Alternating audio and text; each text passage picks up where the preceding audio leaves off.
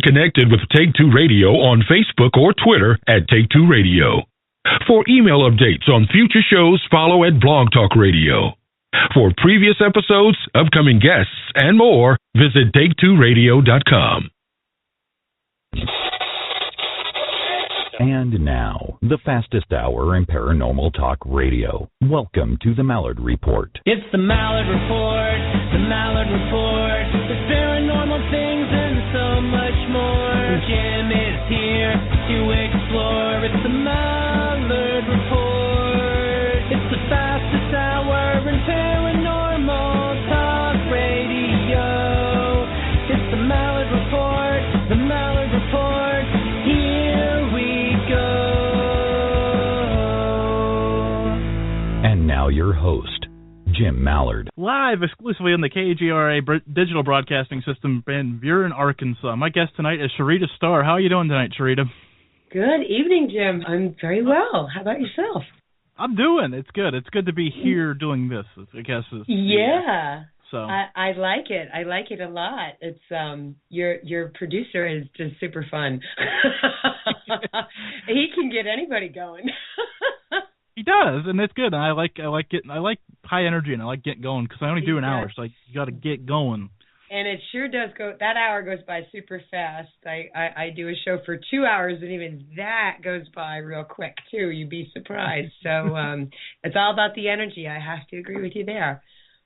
So, well, I want to thank you for. I mean, we've had interviews booked before, and for one reason or the other, it kind of one of us had the problem. So, third time's the charm. we had a little. It was around holidays, but at least this holiday season it worked better. Yeah. So we're together, and I normally when I have a guest on who has sent me the book, which you did, I have it here with me, and that makes horrible radio. But I don't know where your book went, which isn't a good. I don't know if that's a good thing to be admitting, but I read it, so that's the good thing. I finished it, but I turned to my bookshelf because I was going to tweet a picture and all this fun stuff. Yeah. And I can't find it. So, but anyways, that is not important to anybody besides me at this point. This is first world problems. I don't know why I'm talking about it. So let's talk. Maybe I should ask you a question. What was your favorite part about the book? No, I'm just kidding. You go right ahead. No, actually, I love the different historical figures that you picked out, and I want to say you did one on Muhammad Ali. I did. Is that correct? Okay, that's correct. So I'm not drawing straws. I actually do remember reading that. Okay, good. He was in the sports chapter. I tried to, when I came up with the concept of this book, to captivate this subject matter of how our names can spell out the truth through this concept of lexigrams, which is what it actually is breaking through and explaining to people.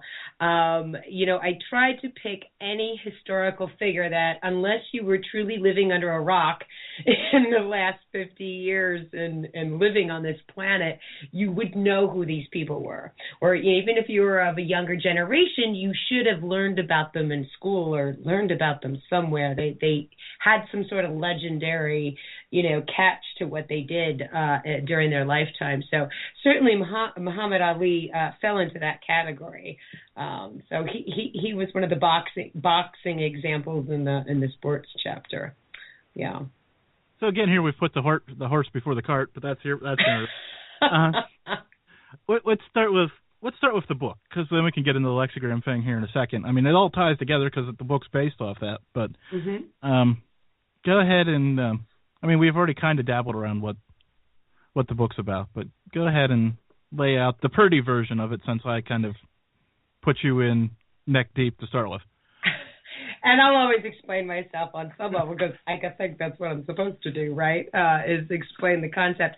But what I did was, I'm an astrologer and a numerologist, aside from authoring this book. And when I learned what I learned and how to do what I do, with the blending and the fusion of astrology and numerology, these other little thing that I was introduced to was this topic and practice of what is called lexigramming, or lexigrams. And most people have heard of astrology or numerology at some point, but they have never heard of what a lexigram is.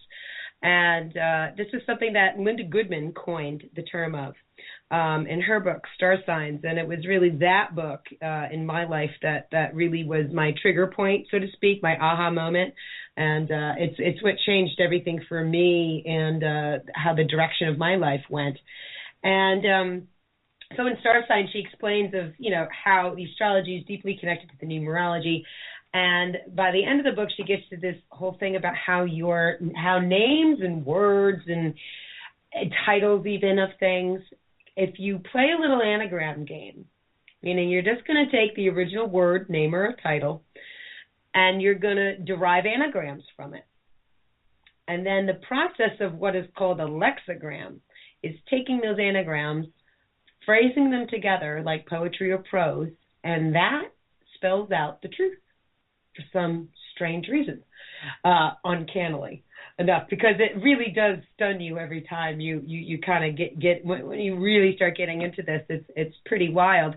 And she's got many kind of different examples, and that book was published in 85, so it's quite dated when that was published. So I didn't touch anything that she covered in that book. I obviously did my own thing. But, a little example of how do these lexigrams work with words. So if, let's say you have the word listen. Well, how do you really do it? Well, the word tells you how. You got to look within the word. You have to be silent. How do you have good health?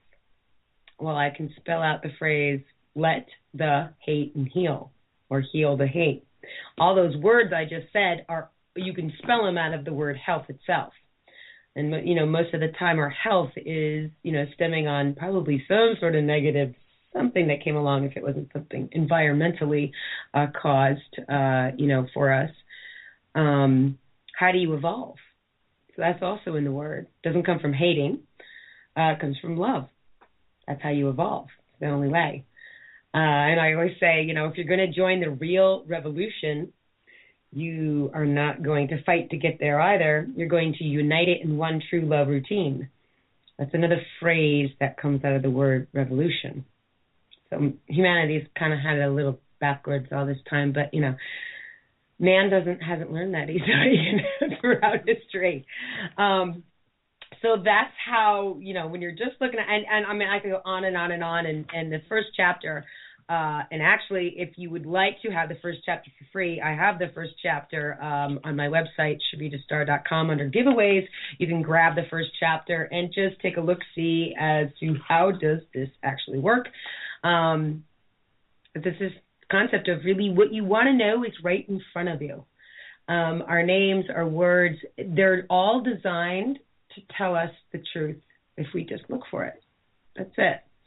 And what Linda further explained in Star Signs, beyond taking the simplicity of words, is that once you get into people's names, their names do the same thing. So you take anagrams from anybody's name, and you play this, you take that little anagram game, and you phrase them like poetry or prose, and off you go. And then you get a story. So you get you can get people's life story out of their name. Now, it's funny you picked up on Muhammad Ali, because he's one of these great examples where he wasn't born to that name. We publicly knew him that way. He's like a Judy. I call him he's like another Judy Garland. Judy Garland is another fine example of someone who she wasn't born to that name either. That was what we knew her by publicly, but that wasn't her birth name. And a real key point of understanding lexigrams is you can always change your name if you do so choose, but it's your birth name that really carries your energy. So even if you do change your name, and a lot of people do, they have a public name that's different from what they were born to, but you always have to honor the energy of the birth name all the same. So, Muhammad Ali, for example, was Cassius Marcellus Clay Jr. That was his real name. But he didn't use that to shine in his boxing career. But here's a little example of how it worked for Muhammad Ali. Yes, Cassius came as a miracle muscle all masses see. Cassius carries a musical air as Cassius uses a mass arm aim. Cassius carries a real accuracy as Cassius aims. Of course, that's him aiming as a boxer. All see a scare as Cassius's muscular arms crucially slam. I mean, he was pretty fearless. Cassius carries a calm air as a USA case sees a clear. And then that was something about, there were some things, that he went through. He kind of got into a little bit of trouble, but he did get out of it. Cassius' salaries are a real classy success. And Cassius is a radically calm muscular mass as all acclaim a real success. So that's one example of, how a birth name is while, yes, they were known as someone else, or that the name was a little energetically different, but it was that birth name that spelled out the story. That's what they came down to and kind of chose. And same thing with someone like Judy Garland. She was not born to that name. That was a stage name that was picked for her. She was born to Frances Ethel Gum, was her birth name. And that is what tells us this. Sent as a mega MGM star as a teenager. Ken Lass is an eternal star. MGM regulates her, which, if you know Judy's history, she was thrown on diet pills when she filmed The Wizard of Oz because they needed to monitor her weight. But that, of course, instigated her to become a little bit of an addict because, she started to get dependent on things that were altering her kind of chemical balance there. So, but interesting enough that story was in her name, just waiting to be spelled out. And we all, on some level, have this capacity. Some people have more to say than others.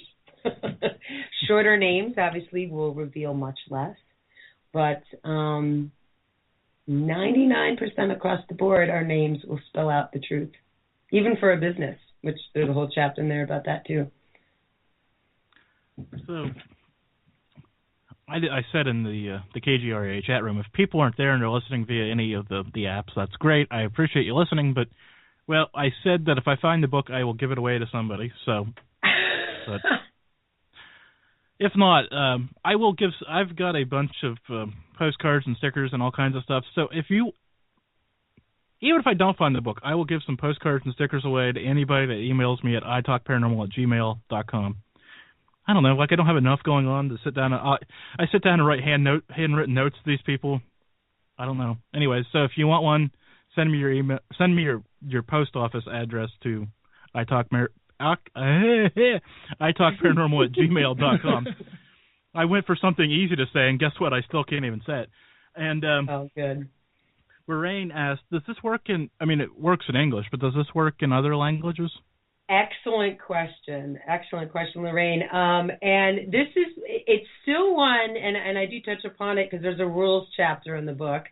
Because when I learned how to lexigram from Linda Goodman, she laid out a bunch of rules about them. And in the chapter, of course, I kind of talk about how through my journey and experience with them, some of these rules I kind of discovered could be bent a hair, because rules can be broken, depending. But some of them were very strict that I said, no, you must keep it this way. And one of the things she did say is that it could only be done in English. Yes. That you cannot lexigram in French or Spanish or Italian or whatever other language. Of course, if you're looking at a language that doesn't have English characters, then you probably, I don't know, I wouldn't know how to even answer that question. I don't know if you can lexigram in Chinese, you know what I mean?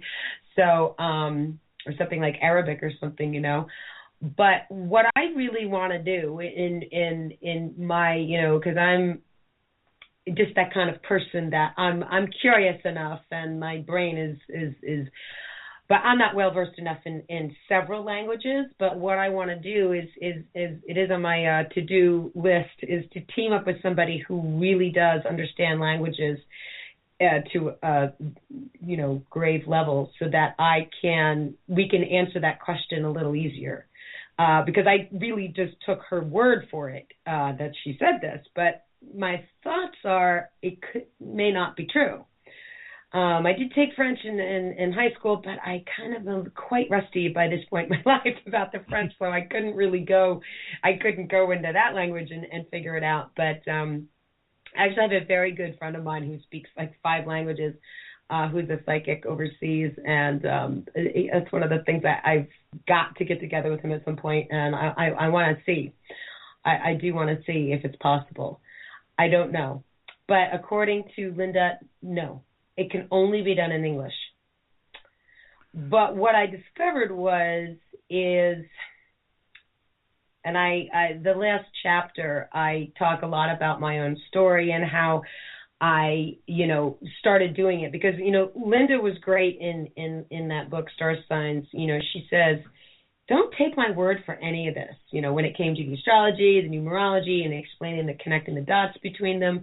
And when it came to these lexigrams, she goes, don't take my word for this. Just apply it. Just go out there and apply it and see if it works for you. So, I took that advice and I started doing it. And she was right on that part as well. I looked at my family. I looked at my friends. It was upon reading Star Signs I realized I had a database of birthdays in my head I never realized I contained. I just had a knack for remembering numbers. Never realized I was doing anything special. And when I started doing these lexigrams with people's names, I was like, and people I knew, not anybody famous, just people I knew. And I started to get these stories that were true to them. And I said, this is nuts. It just blew me out of the water. I said, and nobody's really taken this concept any further than what she wrote in this, as I started looking around the internet and going, somebody had to have written a book about this, but nobody did. I'm like, they just kind of left it be. They just let it be. That was one of the next. I have 2 questions at any point that I want to ask. But the next one of the questions was getting started. I can imagine. I mean, you have the idea. You've seen her work, but like you said, you took it to your friends. But I mean, started doing your friends. I get. But that sounds awful. It still had to be a process. Well, yeah, I thought about that as soon as I said it. I'm like, yeah, we're just going to keep pretending like that didn't come out of my mouth. And but no. Well, it's all internet radio. It's okay, right? We're all adults here. Yeah. But it must have been a process even, putting things together, even though you've seen it work, but to do it yourself, wasn't there some level, I guess my mind is some level of frustration that said, you know what, this is just a bunch of stuff she pulled out of her, anyways, we'll just say pulled out of somewhere. Gotcha. Oh, I hear what you're saying. What blew my mind, Jim, was the fact that she's not only talking about one. She wasn't just talking about one thing, like that she was talking about. Oh, hey, your name can spell out, and she never really used that phrase. But she said that names have this ability to talk. They tell stories in a matter of sorts. It wasn't just that I discovered that was true. I discovered the people, like when I would just look at a day and a month of birth that people were born on, and how she really tapped into looking at somebody's sun sign, looking at the day they were born, which is the calendar date, and the numerology that is your karmic path. How that number and your sun sign directly relate was like this open door of tapping into people's personalities. And often what I started to get was, and this was something she never touched in Star Signs. I went into this all by myself. I started to spell out people's sun signs. I started to spell out those karmic paths. And I started to realize people's names have so much more to say than beyond how she even looked at it.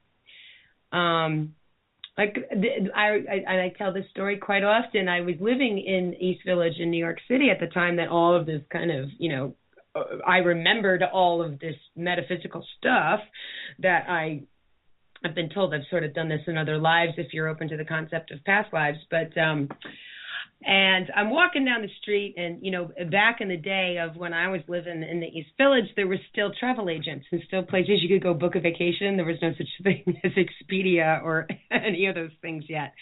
And there was this place that was all over New York City called Atlantic Travel. And I was walking by in one of their branch offices when I was out running errands one day.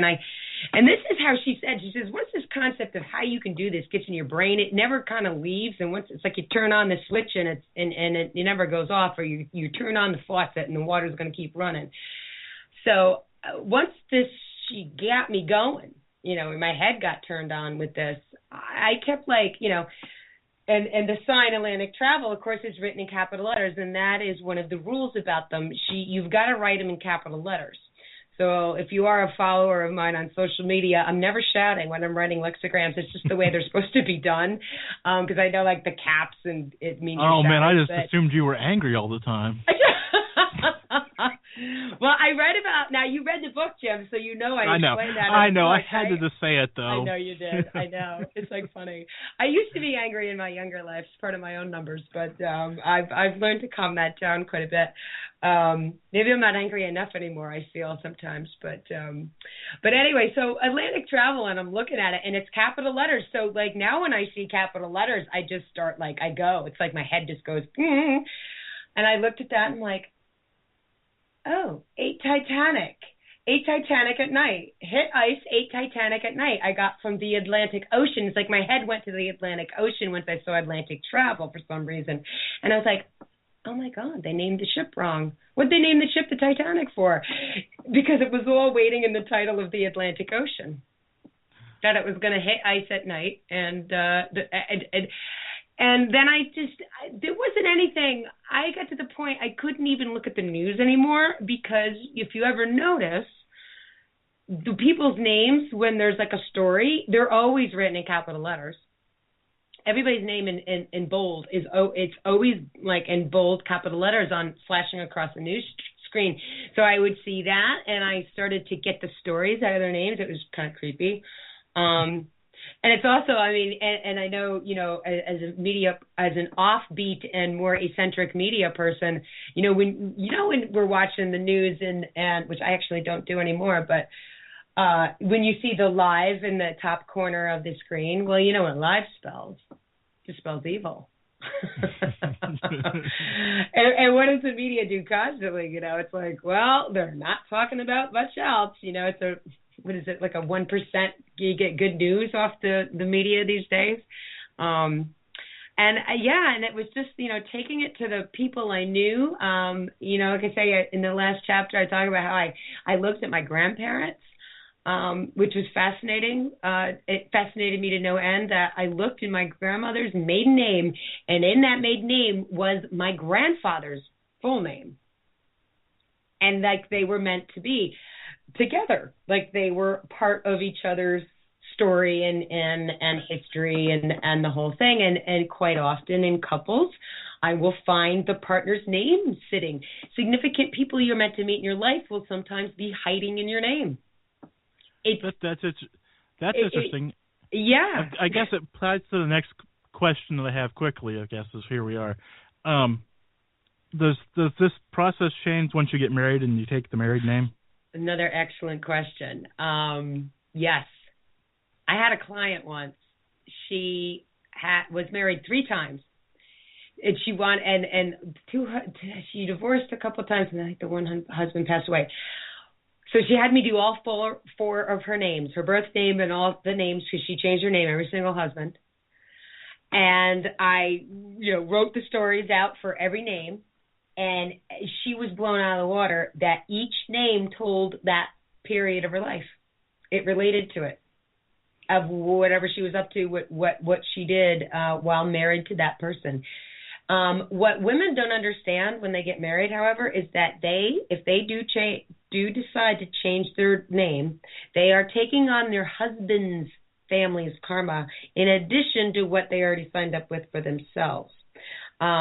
Women should always be very cautious when they change their name, because it may also, another way that this works is the name has a numerical expression. Every letter in the alphabet has a number attached to it. So it's another energy about our name, aside from these stories through lexigrams that could be spelled out from them, is your name has a vibration. Has a number attached to it. And you want to make sure that works for you, that you're not picking a number that works against you, because quite often we are all not in the right name expression that's going to energetically work for us. So it's important to know what you're going to change it to if you do make that choice, especially when we get married. Okay.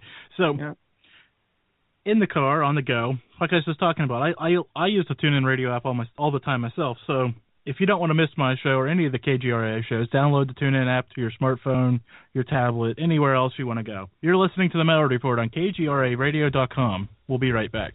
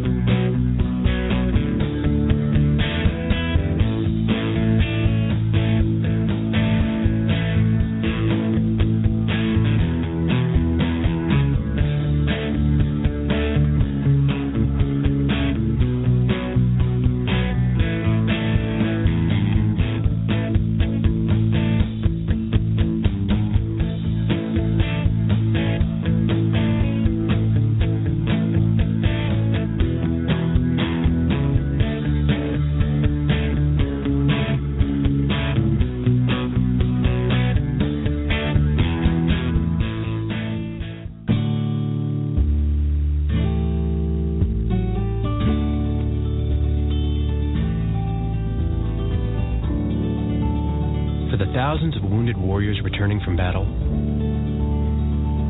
Wounded Warrior Project has developed the Warriors to Work program, a career counseling service that helps wounded warriors translate their military experience to a civilian job. These extraordinary men and women bring more than just teamwork and inspiration to the workplace. They bring proven world-class job skills. And to ensure proper placement, Wounded Warrior Project works with employers to find just the right job fit. Talented, skilled, and eager to get back to work, you have the opportunity to hire a seasoned veteran. Contact Wounded Warrior Project at findwwp.org. Welcome home the brave. You read about UFOs, strange creatures, and ghosts. You watch videos about them. Do you know how to investigate them? Chase Pletsky does. For 20 years, she's been Indiana Jones and Laura Croft rolled into one. The real hunter of Bigfoot, ghosts, and UFOs. She goes everywhere, from remote woods to ghost-infested buildings to the highlands of South America, hunting down strange things in our world.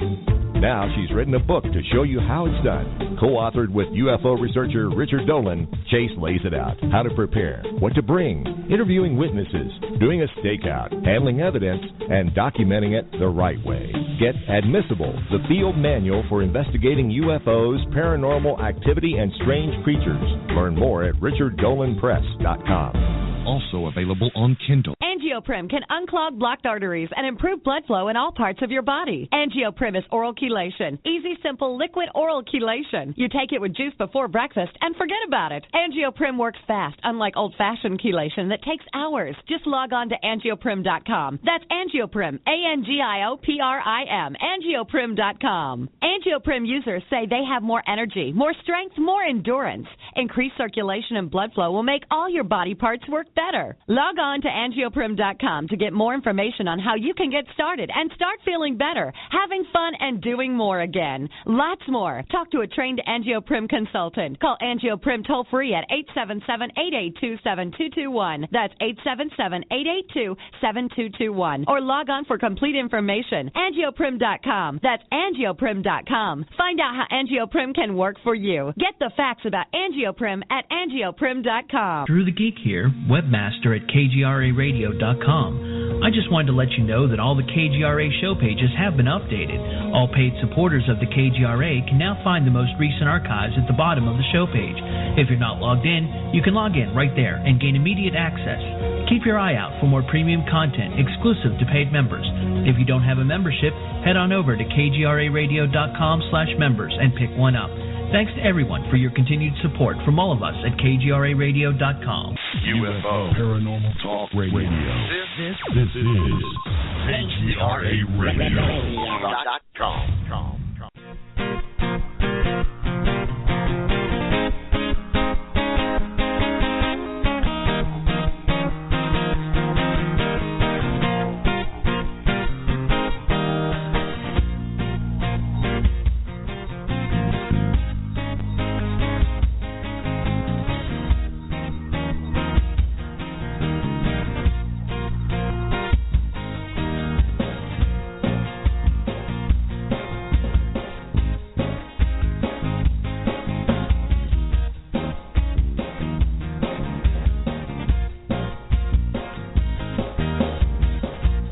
Welcome back to the Malliard Report on the Global Radio Alliance, a new knowledge for a new world. My guest tonight is Sharita Star, and I want to dive off into something else, but I see it in the chat room. Moraine is simply killing it tonight, and I thank her for being the one on top of things for me.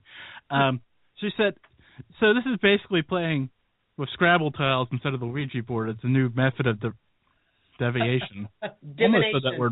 Almost said that word right. Divination. I wouldn't call it Ouija board. Well, I wouldn't either, but it was an interesting when he well, see it come across. It's good. Yeah. I'll take that. I have often said if you enjoy the word jumble, you enjoy playing Scrabble, you're going to be an awesome lexigramist because your head already thinks that way.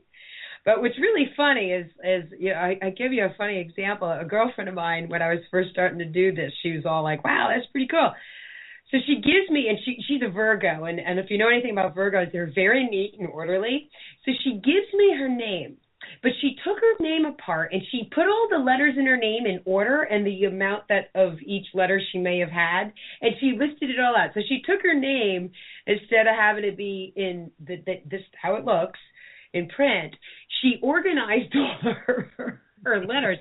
And that threw me off. Like, I couldn't do it. Like, I was like, no, I just want to see your name the way it looks. Because, like, I don't do it the other way. Like, you can't just give me all the letters in order and then I lexigram. It's like I have to see it printed in the way it looks in English, and then I go. Because those word jumbles, I can't even do them. I have a hard time doing the word jumble. I don't make the words out of it. It's weird for me. But when I see it in English, I can lexigram like a banshee. So it is. It's a really fun divination tool. I mean, like I said, I can get people's birthdays sometimes. You know, I'll get the sun sign they are, that karmic path, maybe the life path they're on, which is another way that numbers speak to us. Sometimes I get people's moon sign. I mean, it's like their name will just spell it out. It's uncanny. I've also gotten past lives, if it made sense to a person. You know, that I can get countries, or I get like time frames or errors, or it just depends on, you know, what that person wants to say. And some people have very short names. And what's interesting about them is that they tend to be people who are very private, and they don't want anybody to know anything about them.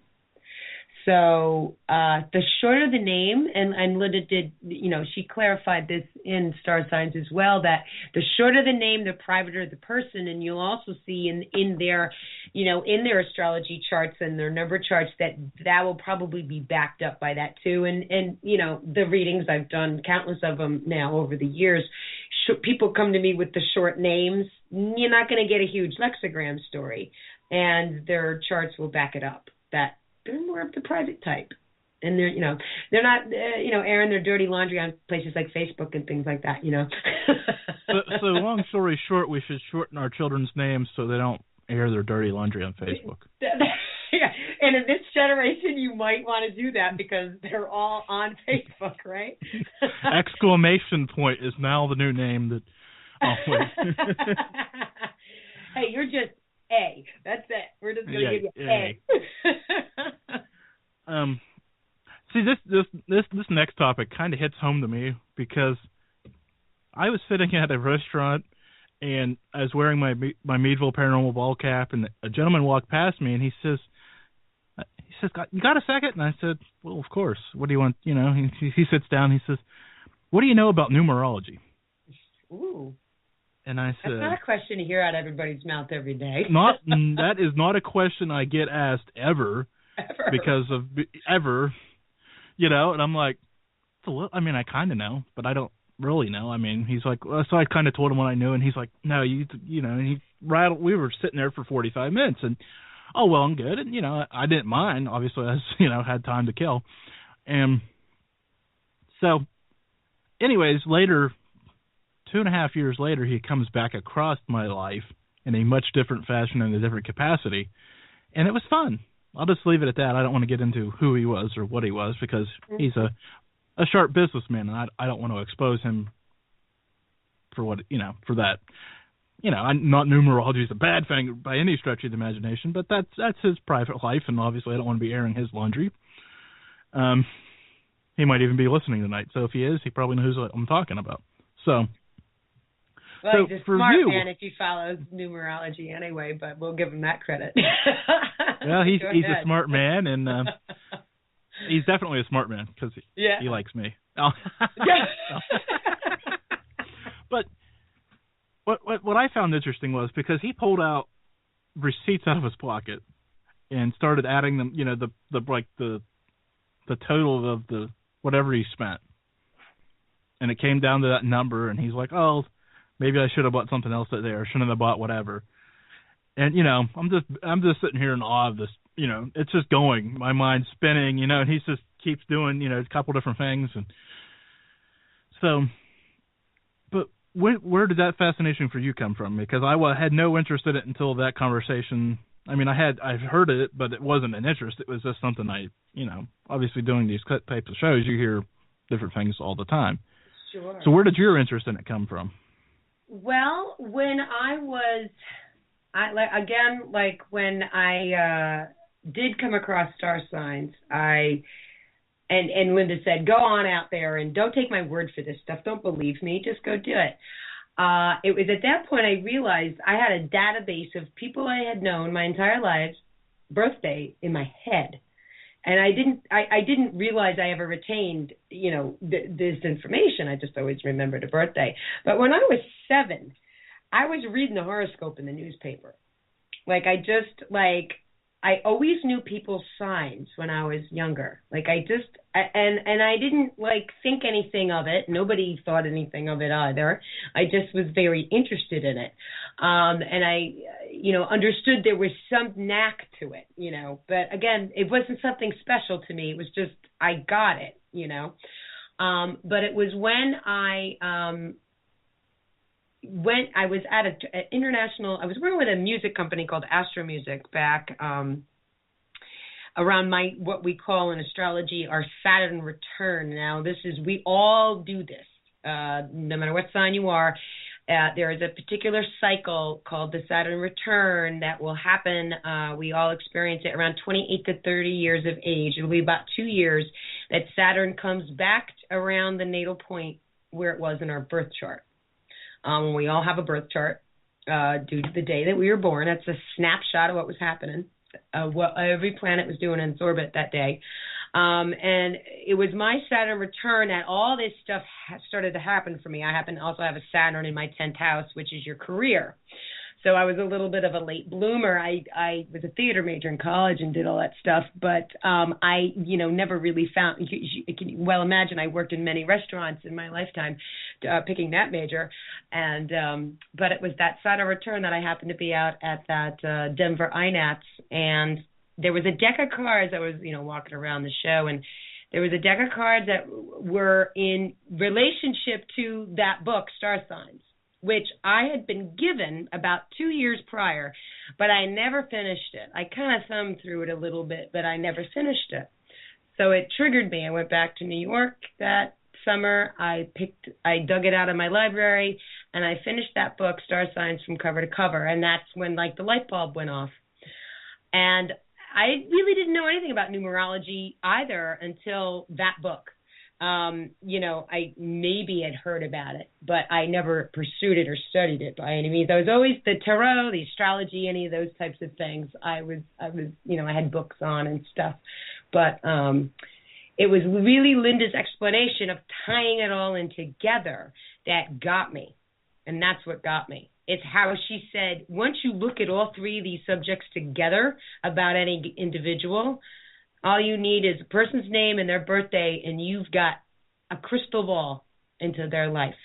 And she was spot on the money with that, because I've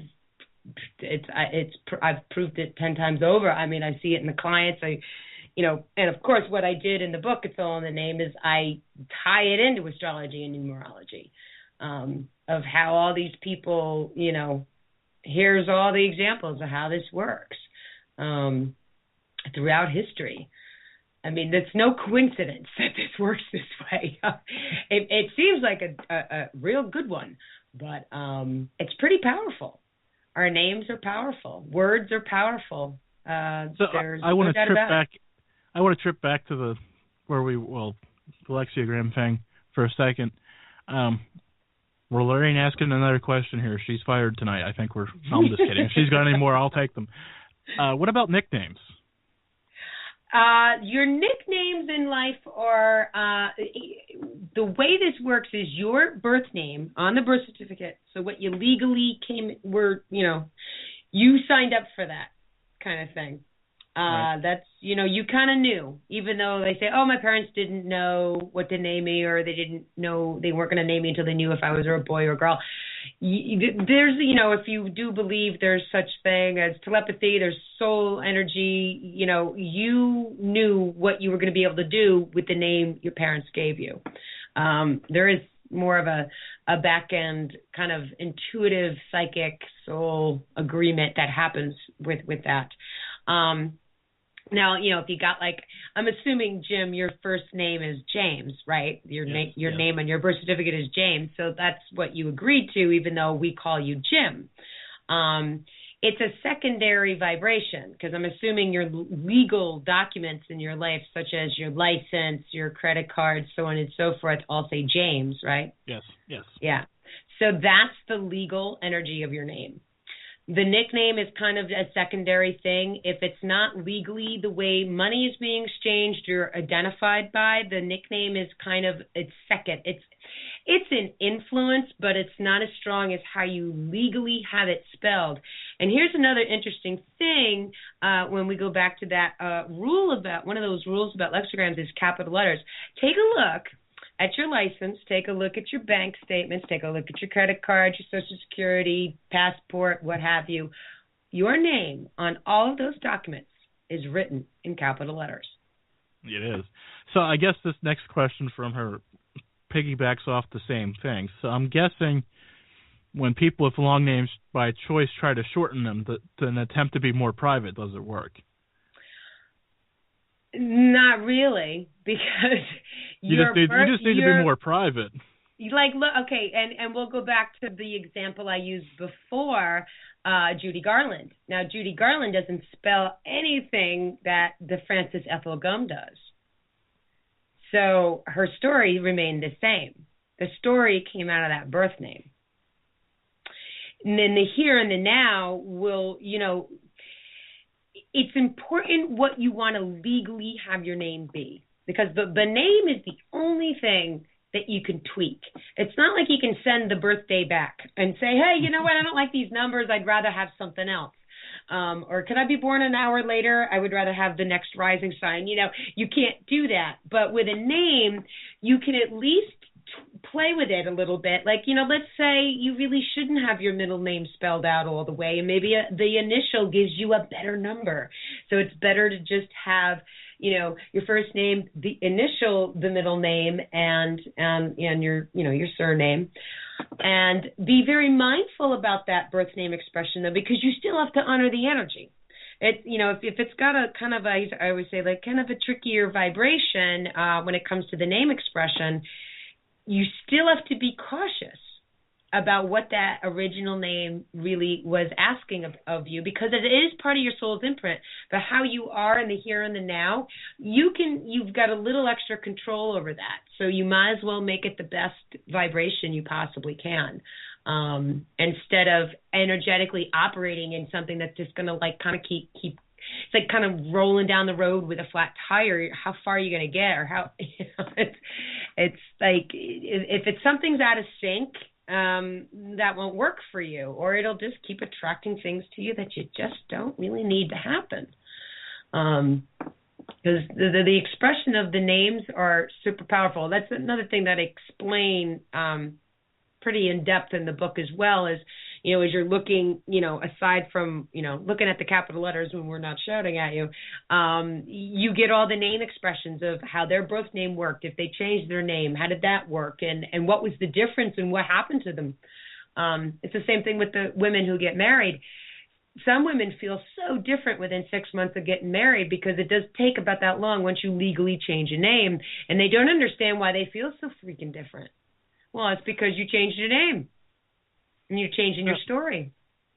So you kind of danced around I don't even have a question for this, because I just wrote it down.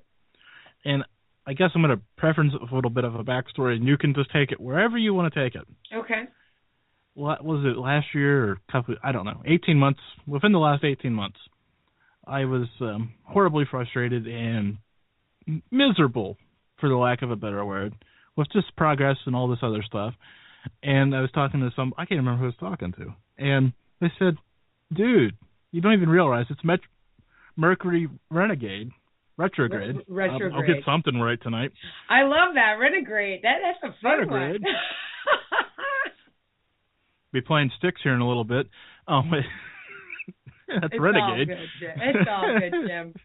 It's sexy. You know what it is, Jim? It's just sexy moments. That's all it is. When you have fun mistakes like that, it's just sexy moments in your life. It's fun, you know.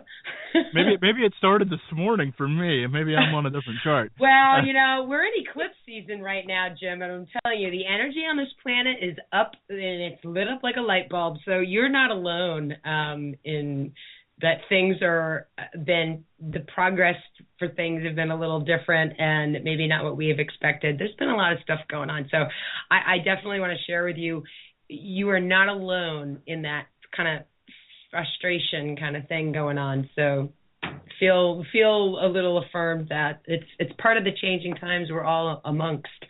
So, you know. But continue, please. So the Mercury retrograde. So, well, it doesn't Mercury retrograde for 18 months, thank God. That energetically happens 3 times a year. Okay. So when's the next one? The next one, that's one of these. That's one of the things I love to align people's peace of mind about is the Mercury retrograde. Most people are afraid of this cycle. They flip out. They can't stand it. They know it's coming, and they want to go hide under a rock. And I'm here to tell you, Mercury retrograde is like sleeping. It is there for a reason. And the next one comes. Now, the last one we just had, just to take people back in continuity here, the last one was the 21st of January through February 11th. So if your life was a little off kilter over those 3 weeks, that was the reason. And that one happened Mercury retrograde in the sign of Aquarius for those 3 weeks. The next one coming is May 18th through June 11th. This one's going to be in Gemini. They're energetically always different because they're never going to, in 1 year's time frame, they're never going to occur in the same sign twice. It's obviously impossible because Mercury takes 13 months to get all the way around the zodiac. But the Mercury retrograde, if you add up the hours, and the last one of 2015 is going to be September 17th, I think it is, through the 9th of October. So that's going to be the last one that we have in 2015. And they happen about every 3 months. And when you add up the hours of those 3 weeks, 3 times a year, it, on average, equivalates the number of hours we sleep in a year's time as well. And it's a cycle of reflection. It's a cycle of release. It's a cycle of review and redo. And in this energetic, very let's go do 20 things at the same time world that everybody wants to live in today, the Mercury retrograde is part of like the universe is like cleaning up, you know, and like, what do we do if we cannot just all keep rolling along and rolling along and rolling along? If we didn't sleep, how far could we go? We're not going to go very far. So that's what it's set up for. So it you know, and if you approach it in that way, when we know it's coming, and you say, you know what, this is just 3 weeks of my life. I'm not supposed to be signing documents for positive outcome in the future. If you want to get rid of something, sell it. It becomes the buyer's problem, not yours. You know, you shouldn't get married under Mercury retrograde. You're just asking for trouble. Everything will be wrong at that wedding. I mean, not everything, but I mean, everything. Mercury is also the planet of communication, movement, travel, thinking, mentality, which is why everything's off. He's also the next planet out from the sun, from the moon. So, zooming around the sun. So that's why his retrograde in comparison, I mean, and then when you have Venus and Mars retrogrades, you also get very energetic effects from that. But all the planets retrograde, by the way. But the Mercury is so intense because he's so close. And like right now, we have a moon void, of course, right now. The moon does this, I call it like a mini Mercury retrograde every couple days. The moon this afternoon about 10 to 5 aspected a planet for the last time before it goes into Sagittarius early tomorrow morning on East Coast time. So when the moon does like a little, I call it a mini Mercury retrograde. It's also could explain why you're having your sexy moments there.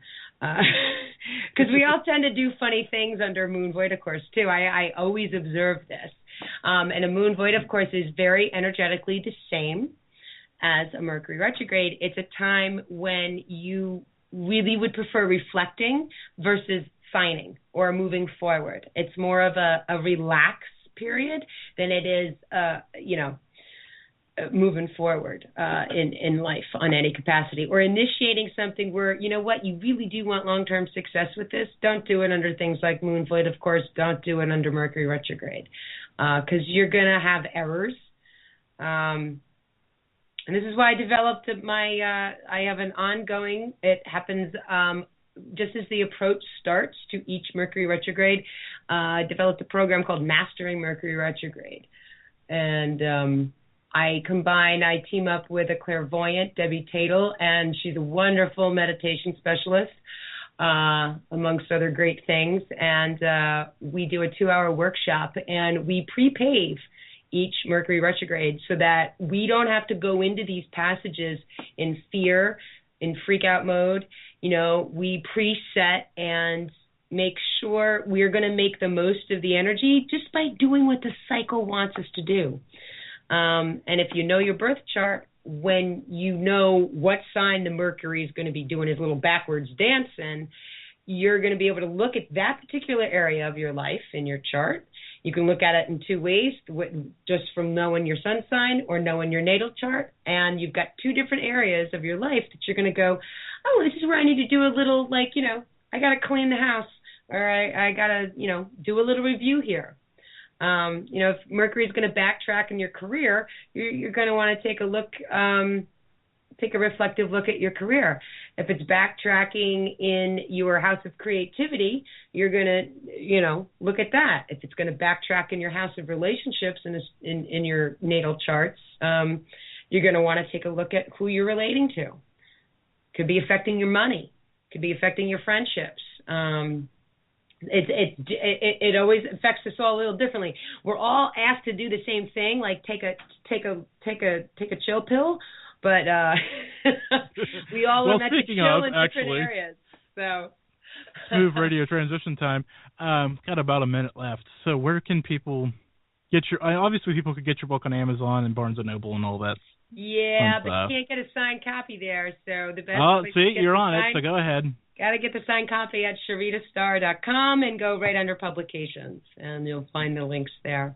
But there is the free chapter under giveaways. So if you just want to take a look at what this is all about, I also invite you to explore my word ponder, which is under my down on the blog archives on the right side of the website. Go to the word ponder. You'll see tons of examples of how this works. Tons of examples. So. All right. Well, thank you for hanging out with me tonight. Well, I thank you. And one of my favorite lexigrams is a great true attitude of gratitude. And all that little phrase comes out of gratitude. So my gratitude to you, Jim. Thank you. And to Race as well, and to KGRA. Thank you. And the Malliard Report. Next on KGRA is Jimmy Church's Fade to Black. Thank you for listening to the Malliard Report, airing exclusively live on KGRradio.com, the Global Radio Alliance. To email me, Facebook me, Twitter me, go visit italkparanormal.com. Big thanks to my producer, Race Hobbs, the rest of the staff, the rest of the quality hosts, the members, and everybody who took their time to listen tonight. Until next week, keep quacking.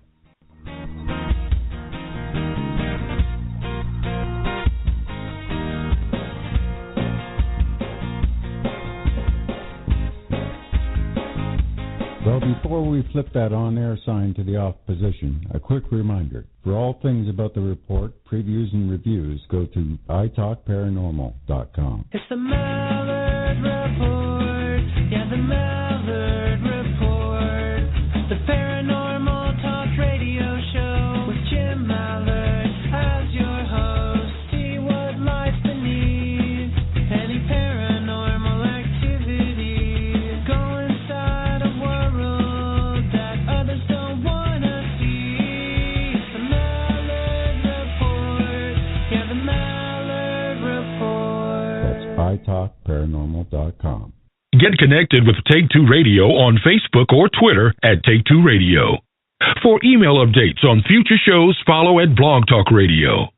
For previous episodes, upcoming guests, and more, visit TakeTwoRadio.com.